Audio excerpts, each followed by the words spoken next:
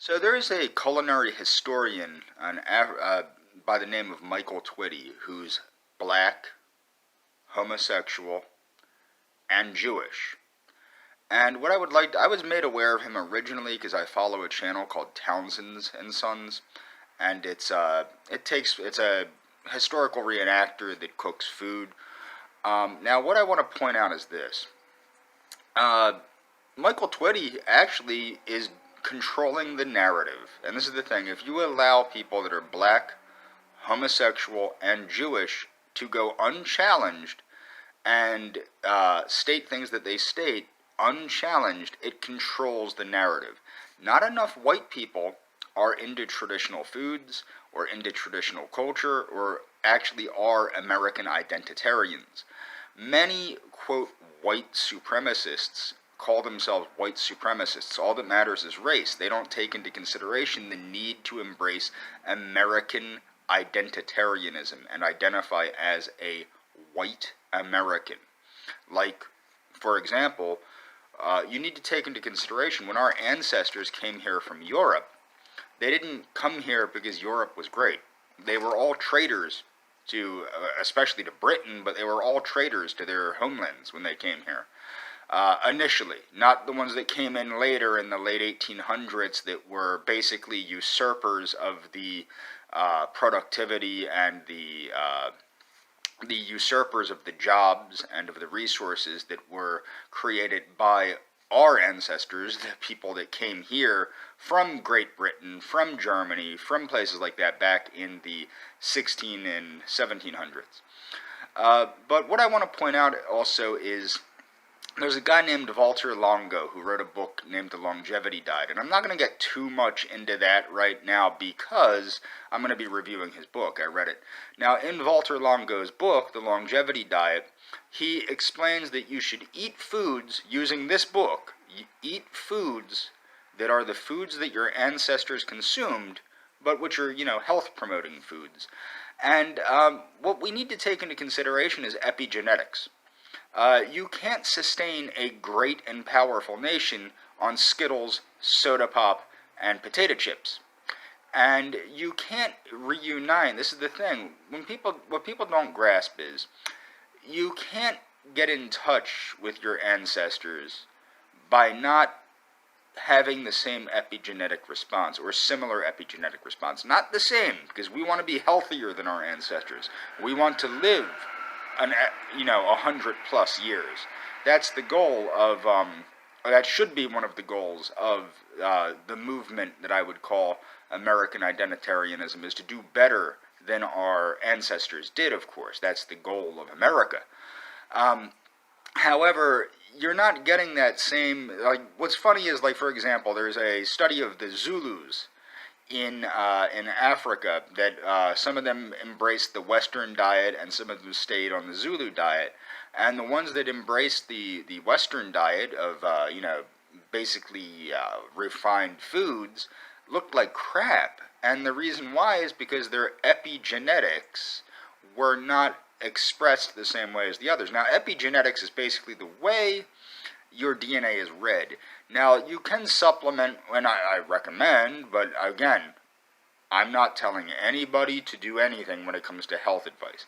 I personally supplement with resveratrol and other phytochemicals, as well as follow a very plant-based diet that's rich in phytochemicals.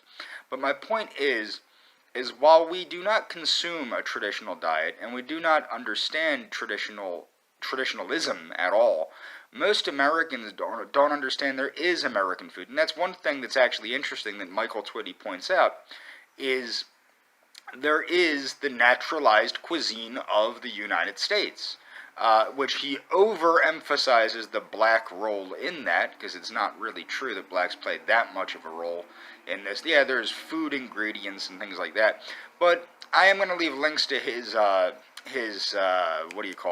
lecture, Culinary Injustice, and a couple other things, Michael Twitty. And I'm also going to leave a couple links to Valter Longo's materials. My point is that white Americans should start to embrace the food culture of America. And also, along with that, they should start reevaluating their role in actually speaking. Now, what Michael Twitty calls culinary injustice. And he also admits that, it's not a black-white thing. It's an everybody thing. Everybody is experiencing culinary injustice in the sense that we are losing our food cultures to things like fast food, prepackaged foods, things of this nature. But what you have to understand as a white American is that you are giving up your ability to speak the truth when you allow people like Michael Twitty to go unchallenged. Now, I'm not saying anything's wrong with Michael Twitty. Yeah, I disagree with that he's a homosexual, blah, blah, blah, blah, blah. But the thing is, he is who he is, and he is the one with the mouthpiece, because he is the one speaking. And there is nobody that's a conservative, heterosexual, white male, or white female for that matter, talking about culinary justice, talking about the need to reclaim our diets, talking about the need to reclaim American culture, the American way of life, Americana. Nobody's talking about that. So through what I would term epi-eugenics or epigenetics or something like that nature, what you need to take into consideration is that the American Republic, the United States of America, needs to start to embrace these things, especially the white people, need to start to embrace these things to show, we have our own culture. That's one of the reasons I think that the United States, the white people, are so fragmented. And this was by design. This is by design of the education system and things like that. If you ask people, there is no white culture. Well, there is, and it is termed Americana. But the thing is with white Americans are tricked into thinking you're not a white American, you're Irish, or you're German, or you're British, or you're Dutch, or you're this, or you're Polish, or you're Russian, or you're this, or you're that, or you're da-da-da.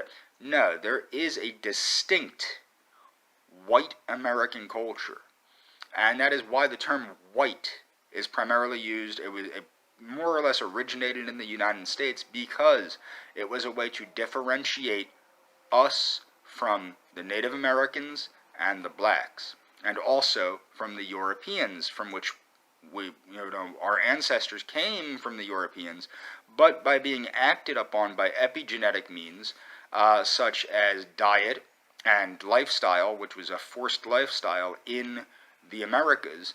And the diet changed. Actually, the diet got a hell of a lot better when we came to the Americas due to the unique foods of the indigenous people that we started to adopt, which were more nutrient dense. But my point is that without white Americans standing up and speaking their cultural experience, or reclaiming the cultural experience of their ancestors and fusing it into the modern day, we don't have that. We don't have that identity that the blacks have, that the Hispanics have, and that the other people have. We need to reclaim that, but we're not going to. When people say kosher food, people know what kosher food is. When people say soul food, people know what soul food is. When people say white food, or white American food, or American food for that matter, nobody really knows what that means, and it's time to reclaim that, I think.